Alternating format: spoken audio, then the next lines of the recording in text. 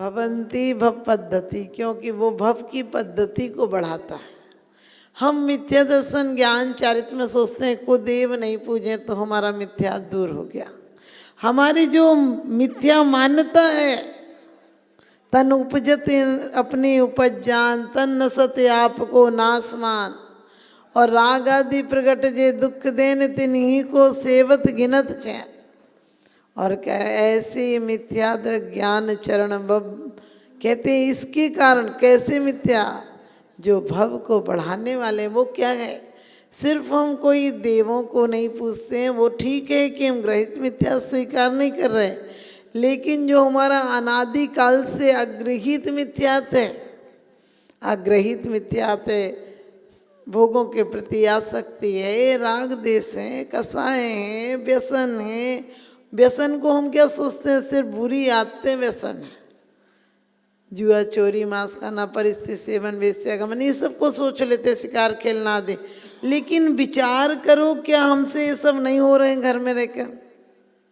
आज की जो लॉटरी सिस्टम है, कोई चीज़ पर भी इसके साथ ये फ्री है, क्या जुआ नहीं है। ये आज मानव कल्याण के बोर्ड के नीचे कत्ल खाने खुल रहे हैं, ये क्या शिकार नहीं है।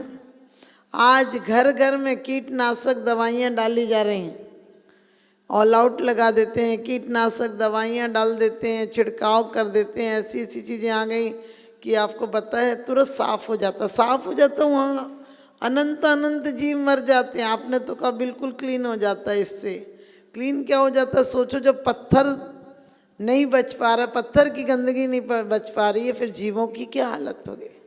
हम विचार करके देखें, हम चोरी नहीं कर रहे हैं, लेकिन किसी को देख कर पूछ रहे हमसे आपको ये चीज़ आती है, हम कह रहे नहीं आ रही, चोरी नहीं है। आत्म परिणामों की चोरी सबसे बड़ी चोरी है।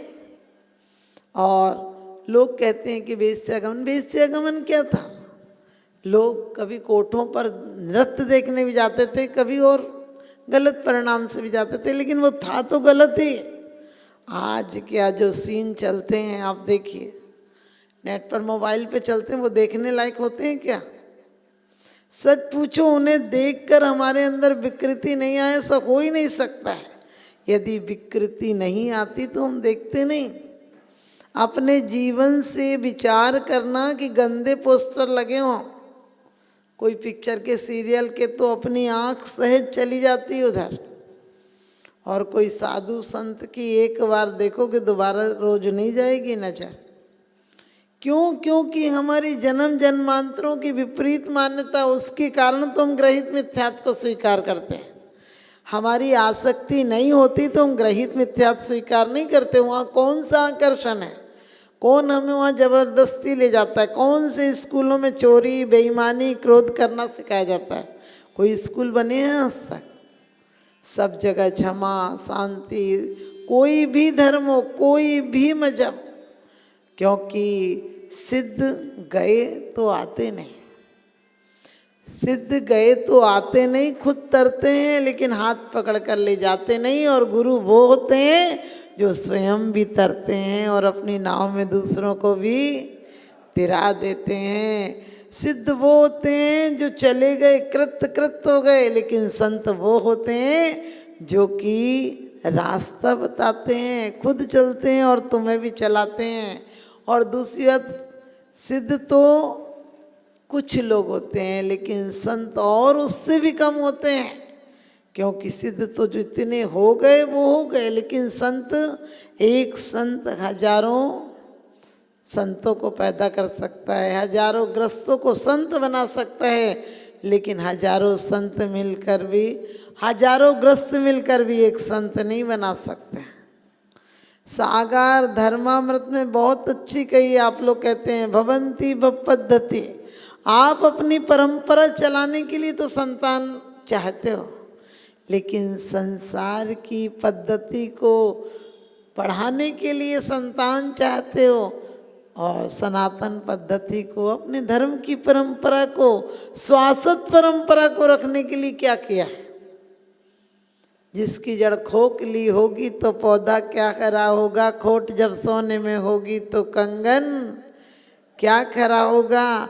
आपत्तियां आई, जैसे सुपार्श्वमती माता जी 13 साल की उम्र में विधवा हो गई थी, लेकिन उन्होंने शोक भय और कामनाओं को रास्ता नहीं दिया। उन्होंने वो आज टीका की लोक परिणति हो सटकांडागम मैंने बड़ी बड़ी रचनाएं उन माता जी ने की हैं, और आज की तारीख में वे सर्वमान नारी कर रहे हैं। विजयमती माता जी, बड़ी बड़ी जो माता जी रही हैं, ज्ञानमती माता जी लोग, इनने तो बाल ब्रह्मचारिणी थी, बाकी विजयमती हुई और ये सुपार्श्वमती जी हुई, इंदुमती जी हुई, ये सब तो कैसे उस जमाने में, आज से 100 साल पहले सोचो कि जबकि कोई संत परंपरा में जल्दी आर्य का नहीं बनता था, उस समय भी इन्होंने वो परंपराएं चला दी कि आज नहीं अक्षुण हो गए, अमर हो गए। आज हम एक बच्चा हो जाए तो दूसरे बच्चे को ये कहते हैं कि अरे क्या कर रही है, दूसरा बच्चे का क्या करेगी, क्योंकि हमने अपना सोच विचार बदल दिया। नज़र को बदलिए, नज़ारे बदल जाएंगे, सोच को बदलिए, सितारे बदल जाएंगे। किश्तियाँ बदलने की कोई ज़रूरत नहीं, धारों को बदलिए, किनारे बदल जाएंगे। आज हमारी सोच ये हो गई कि बच्चा बहुत बड़े स्कूल में विदेश में पढ़ेगा तो शायद हमारा बच्चा बहुत बढ़िया हो जाएगा, लेकिन आपने सोचा वो संस्कार खोकर आएगा? आपने कभी विचार किया कि संस्कार तो खोएगा खोएगा, वो विदेश के प्रति आकर्षित हो जाएगा, वो उनकी परंपराओं को सीख जाएगा। आपको जितने भी पुराने राष्ट्रपति, प्रधानमंत्री और महान पुरुष या संत हुए, वो कोई किसी विद्यालयों में बड़े में नहीं पढ़े, क्योंकि सरकारी विद्यालयों में वो लोग आते हैं जिनको पूरी डिग्रियां प्राप्त होती हैं, जो ठीक से पढ़ते हैं ना, जिनको डिग्रियां प्राप्त होती हैं।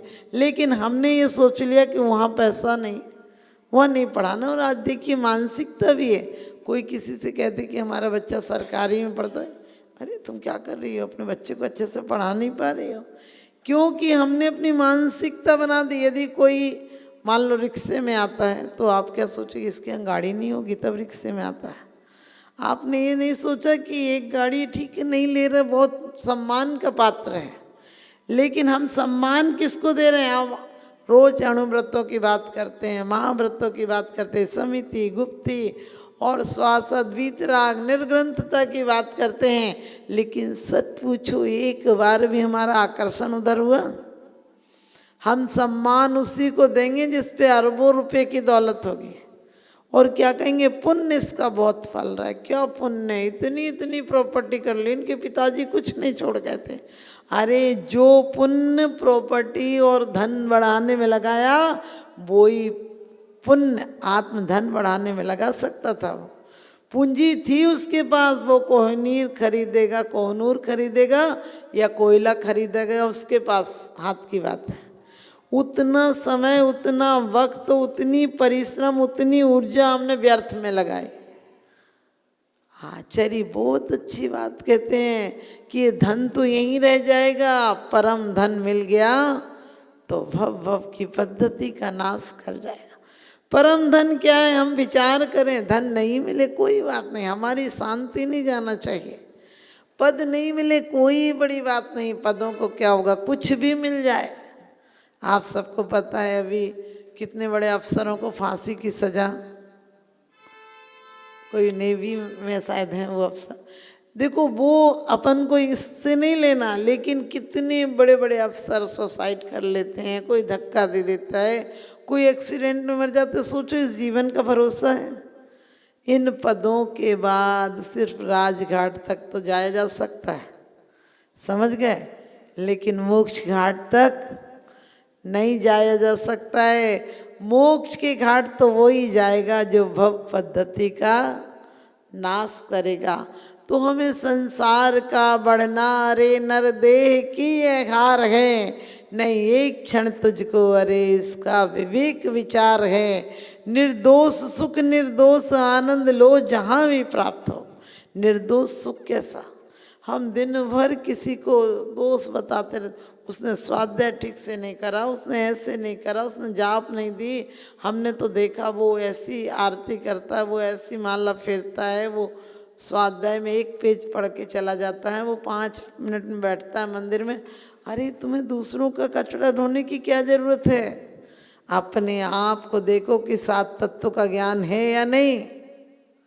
क्योंकि तत्वार्थ श्रद्धानम सम्यक दर्शनम पढ़ते हैं आप, तत्वों का श्रद्धान है या नहीं? जीव जीव आश्रव बंध संबंध निर्जरा और मोक्ष, इसके प्रति आपका श्रद्धान है नहीं? जीवादि प्रयोजन भूत तत्व सरदे तिन वाई विपरीत। हम जीव को कब जीव जानते हैं? हम मर जाते हैं तो उसी दिन पता चलता जीव था और गया। जीवन भर हम इस शरीर को, इससे इतनी आसक्ति है। घर में कोई पैदा हो जाए तो उसको जितने में 12 बच्चे पल जाए उतने में आज एक बच्चा पल रहा है। जितनी शक्ति में आज कम से कम 6 बच्चों की परवरिश हो जाए उतने में एक बच्चा पल रहा है।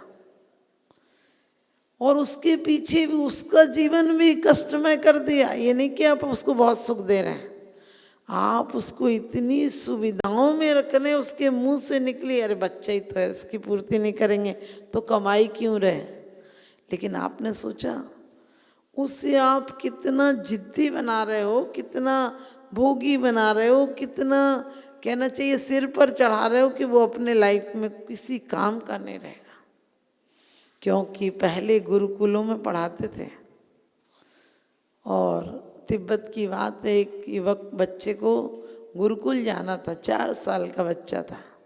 उसके पिताजी ने कहा कि सुबह तुम्हें गुरुकुल भेजा जाएगा और ना हम रहेंगे ना तुम्हारी माँ रहेगी, और यदि तुम्हारा एक आंसू भी निकल गया, तुमने मुड़ कर देख लिया तो इस घर के दरवाजे हमेशा के लिए बंद हो जाएंगे। और जिस गुरुकुल में भेजा जा रहा है वो बहुत बड़ा गुरुकुल है, उसमें जल्दी से प्रवेश मिलता नहीं, और उसकी प्रवेश परीक्षा में भी तुम्हें पास होना पड़ेगा, नहीं तो फिर भी इस घर में नहीं आ सकते हो। फिर तुम चाहे कहीं दर दर भिखारी बन के जीना। अब छोटा सा बच्चा है, सुबह 4 बजे उसे उठा दिया गया, उसे पहले ही कह दिया गया था माँ बाप नहीं मिलेंगे, कोई नहीं मिलेगा। आप सोचो उसकी आत्मशक्ति को हमने कितना पुष्ट किया, और रोना नहीं। और वो जिस गुरुकुल में प्रवेश को जाना था वहाँ गया, उसके गुरु कहते हैं तुम्हें 6 घंटे, जब तक मैं नहीं बोलूँ तब तक यहीं दरवाजे पर बैठना है। गर्मी के दिन है, मक्खियाँ काट रही हैं, धूप लग रही है, भूख लग रही है, प्यास लग रही है, लेकिन वहाँ कोई सुविधा एक भी नहीं। और बच्चे पत्थर मार रहे हैं, चूंटी भर रहे हैं, उसको धक्का दे जा रहे हैं, लेकिन वो बैठा हुआ है। जब 6 घंटे हो गए तब गुरुकुल के प्रधान ने आकर कहा बेटा तू पास हो गया, क्योंकि तेरे अंदर इतनी आत्मिक शक्ति थी जो इतने विचलित करने के लिए तुझे लोग जो हमने भेजे थे धक्का दे रहे थे, चूटियाँ भर रहे थे, मार के जा रहे थे, वो सब हमने ही भेजे थे कि कहीं तू विचलित हो जाएगा तो तू कायर होगा। यदि तू इन सब परिश्रमों को, मैंने शक्तियों को, विपरीत शक्तियों पर विजय प्राप्त कर लेगा तो तू शिक्षा में भी उच्चता प्राप्त कर लेगा। आज हम किताबी शब्द ज्ञान रटा रहे हैं बच्चों को, अनुभव का कुछ नहीं सिखा रहे हैं। वो अपने जीवन में हर जगह उसको इतनी सुविधा है, इतनी सुविधा है कि किसी दिन यदि दुविधा मिल गई वो बर्दाश्त नहीं कर पाएगा।